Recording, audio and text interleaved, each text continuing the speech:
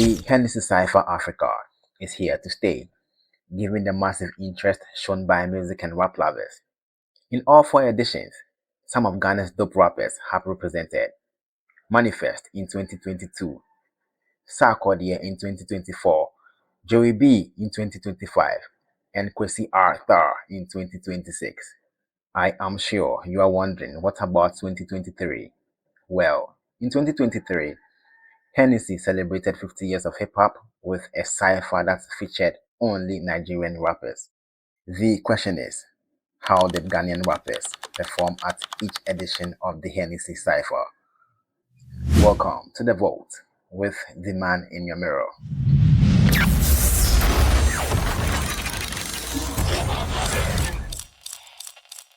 Before we delve into the performance of M.anifest, Sarkodie, Joey B, and Quincy Arthur, let's do a bit of history. Pay attention. Listen attentively. Ciphers offer ample opportunities for both mainstream and underground rappers to showcase their lyrical prowess, including flow and rhythm, metaphors and similes, clever wordplays and punchlines, rhyme schemes, and more. Ciphers serve as a platform for rappers to display lyrical braggadocio, address political and social issues, music-related issues, and to throw subliminal and direct shots at rivals. Ciphers have been in existence for years, but this culture was popularized by Black Entertainment TV, that's BET. The first rap cipher was televised in 2006, and it featured Styles P, Lupe Fiasco, and Papoose. Lots of OG rappers have been on the BET cipher in times past, like Kanye West, Snoop Dogg, Busta Rhymes, Ludacris, Rick Ross, Eminem, KRS-One, Kendrick Lamar, and more. In 2010, astonishingly, BET surreptitiously extended its scope to Ghana, which became the first African country to feature on the BET cipher. The Ghanaian rappers who participated in the 2010 BET cipher include Sarkodie, Tiny, Edem, D Black, Kwekuti, Baby G, and the founder of Hip Life, Reggie Rockstone, the grandpapa. After this, rap ciphers were gradually taking root in Ghana, because the following year there was another cipher dubbed GH Cypher, and it featured Cyril, Iwan, J-Town, Denise, EL, and Scientific. Somewhere in Nigeria, rap ciphers were getting deeply ingrained into their rap culture. In 2011, the Hennessy Cypher was launched, featuring some Nigerian underground rappers.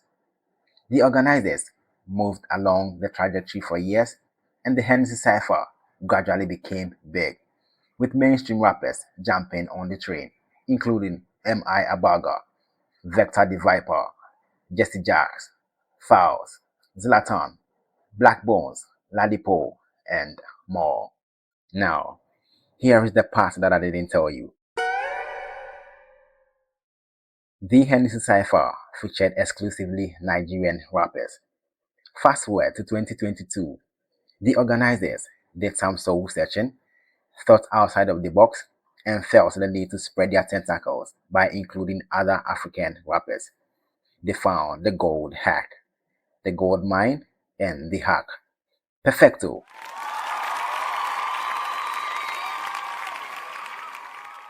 This attracted a lot of spectacles across the continent and the world at large.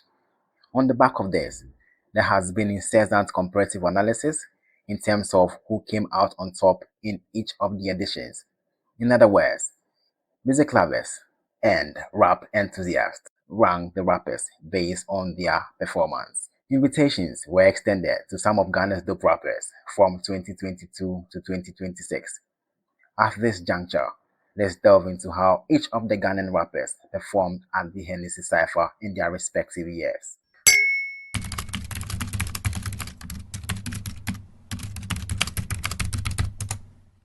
M.anifest, also known as the God MC, jokingly referred to as Madina J. Cole, is known for his wittiness when it comes to lyricism. He deliberately incorporates poetry and literature into his pen game, making him a true breed among his peers.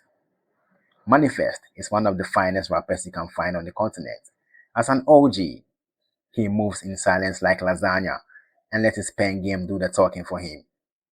M.Anifest is not known to be a battle rapper, but got game that can battle rappers. Despite moving clandestinely, M.Anifest gets opportunities outside Ghana, including the Hennessy Cypher. How did M.Anifest become the first Ghanaian to be part of the first edition of the Hennessy Cypher Africa? According to the rapper, it is fundamentally because of the quality of his artistry, including his presentation, music, and articulation. His artistry is so spectacular that no number of devilish efforts can dim his light. I would just say it's the quality of what I do all around. You know what I mean? It's the music, it's the presentation, it's the articulation of what I do as a creative. So I get these calls because even though, you know, some of my own countrymen try to diminish me, it's like, it looks too good from afar, bro. I'm serious. It really does look good from afar. You know, so you can't diminish it, you know. Yeah, you know, I get called to a Hennessy Cypher. Upon watching and paying critical attention to the lyrics, I broke his verse down into 5 thematic areas: purpose and money over clout, lyrical ability and supremacy, disdain for fake love, cost of ignorance and betrayal, and lyrical warning. Trust M.Anifest to come with clever wordplays, adages, idiomatic expressions, grammar, etc.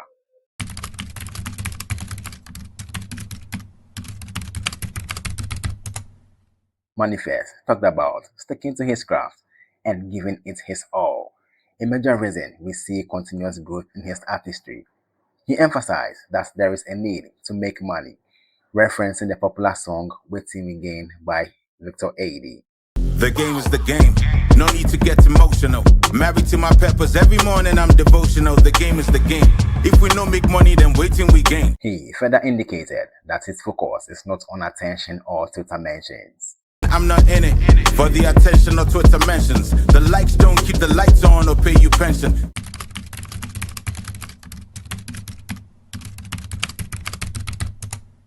M.Anifest on a cipher can't go without dropping lines to show his lyrical prowess and supremacy. The agenda I did push be pure, it's no malice, but every word I breathe it feels like that I got it. Whoa. When I say FM, I know they talk bandwidth. Very few MCs that I could be in a band with. I'm pensive, the pensive, tremendous.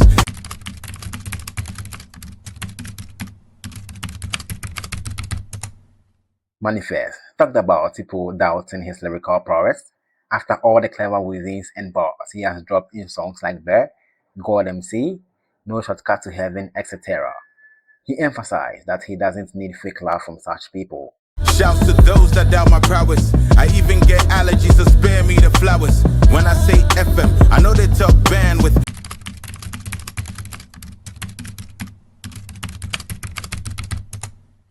The God MC highlighted that even though it takes an arm and a leg to gain education, being ignorant due to lack of education comes with a litany of ramifications.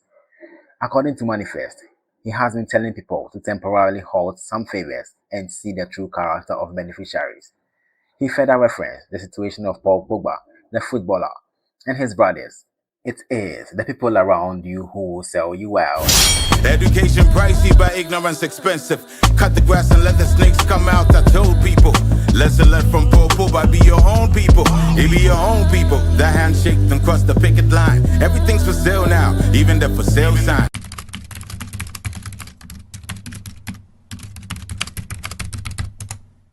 Lastly, M. indicated that if you have issues with him, the two of you can solve the issue amicably so that you can stop talking a lot of nonsense. Even though he is a man of peace, he's always ready for war.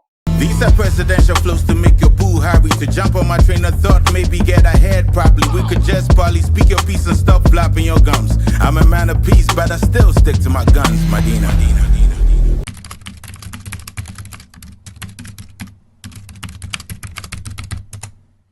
Sarkodie started as a battle rapper, battling a lot of rappers on Kasahari level, hosted on Adom FM by Dr. Duncan.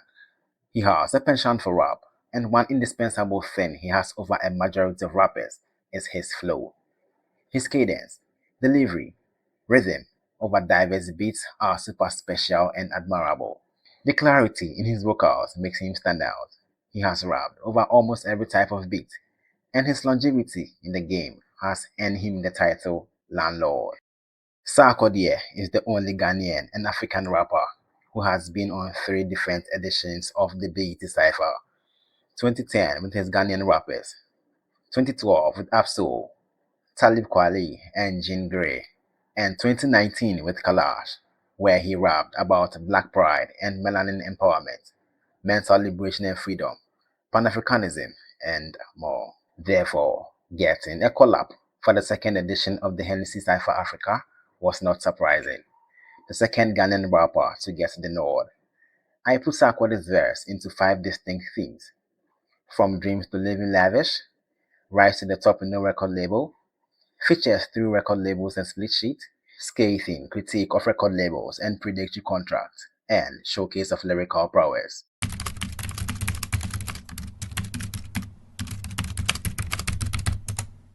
Sarkodie rapped about having the dream to make it in the game and in life. Evidently, he really wanted to make it in life. A major reason he adopted Sarkodie as his showbiz name.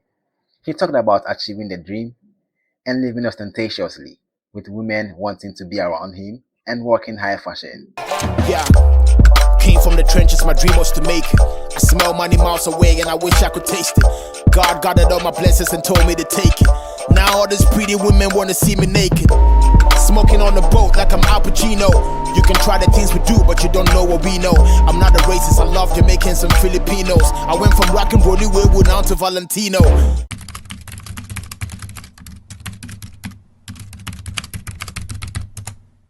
He bragged about getting to the level he is now, an enviable feat without signing deals.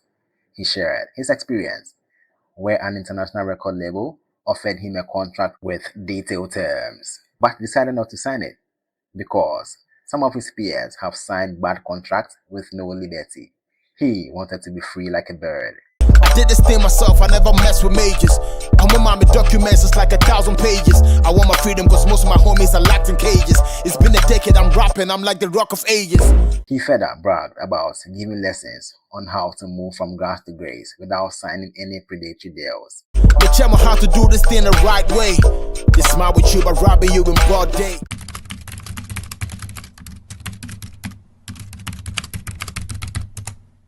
Sarkodie further narrated that the music scene has changed, and to even get a feature, he has to go through the record label that the artist is on.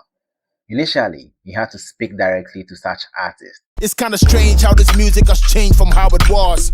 I need a verse for my bro, a couple calls, but now I need to speak to some dude cause he's the boss. He further talked about splitting the publishing and knowing the results of that. Split the publishing before we hit the stores. I don't mind, but I know what I think can cost. I can't hate cause it's working, I see resource.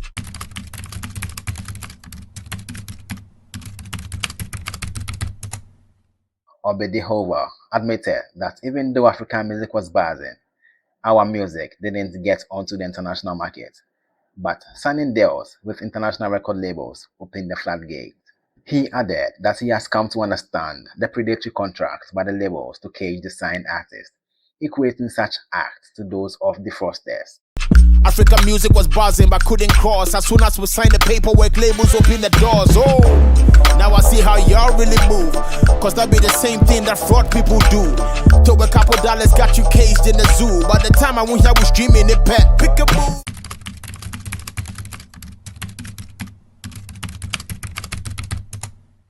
Sarkodie is known for bragging, therefore, he couldn't have ended his verse without claiming to be the best when it comes to rap. See the way we approach it, what take up it and I say roaches. I think I rap in the trick, but more feminine for my name, woman say Moses. So rapping them, I find the doses. I feel my mommy me roses. I did what you people are trying to do, but you people be skipping the process.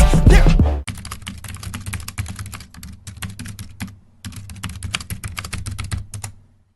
Joey B, who used to be part of Scalion's new generation, was a hardcore rapper, using mainly English. He had to switch his style after listening to one of the Kubola's first album, titled Green Card. The album had a major influence on him, making him switch from a hardcore English rapper to a pidgin rapper. As time progressed, he discovered a uniquely distinct style, which is the laid-back flow using diverse languages, mainly English, pidgin, and Cree. That has been his known trait for the latter part of his career.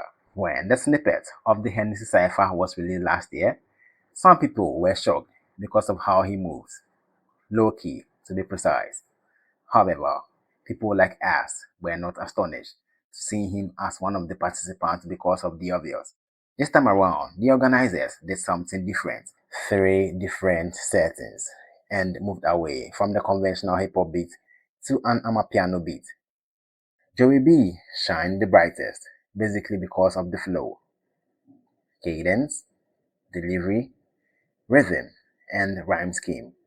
He outshone everyone. Even the darkest clouds couldn't dim him. I have put his verse into 3 distinct themes: lyrical dexterity and versatility, personality traits, and shots to haters.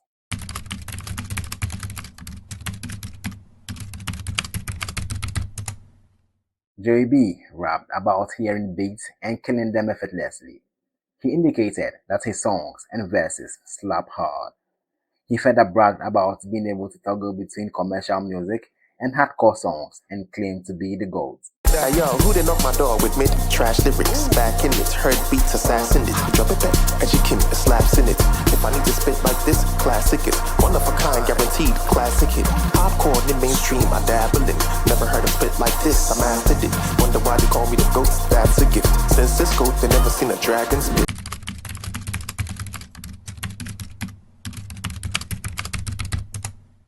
He also rapped about some personality traits of his that were oblivious to us.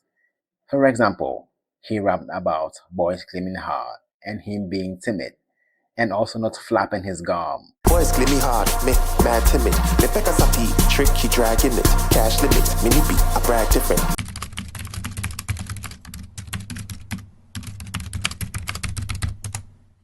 Joey B took delight in using the platform to throw shots at his haters, including Fire Stick. All dressy P, they give fashion tips. I'm a P and forget what action is. I'm laughing cause boys are fake catfishes. Boys really acting like broads, have some dick. I told you you're average. Whatever, go float your boats, paddle it.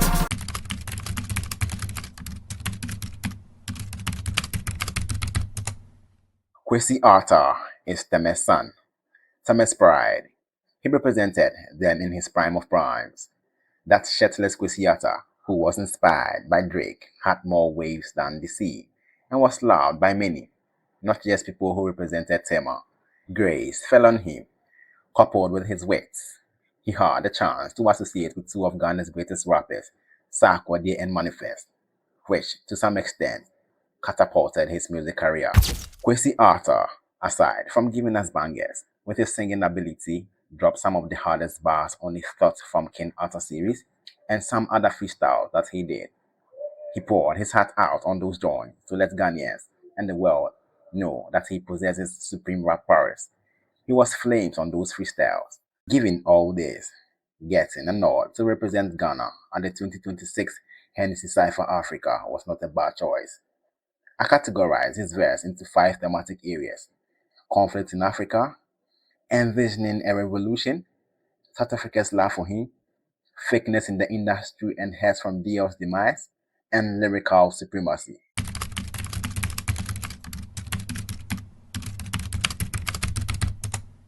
Quincy Arthur rapped about seeing dead bodies anytime he closes his eyes, and a kid seeing her dad lose his life but doesn't realize what is going on. I just see dead bodies when I close my eyes. Who go survive in Goma, Sudan and Niger? Seen a kid tapping in Poppy, we're losing life. Seems like she be too young to realize it. Probably the price of an African life.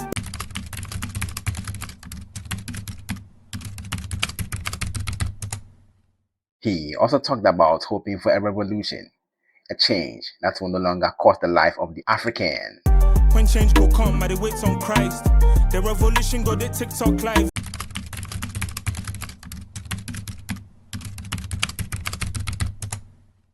Despite South Africans forcefully sacking other Africans from their country, Kwesi Arthur claimed they continuously show him love. A very shocking revelation. My name is Grants, for S said them love me die. Who be this guy? Heavy hitter, no be Muhammad Ali.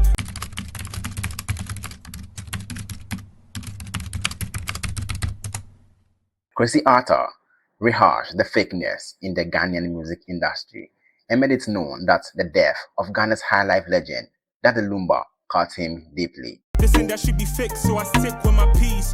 Rob this bitch, I got to build and breeze. Daddy Lumba Page, Joey coming so deep.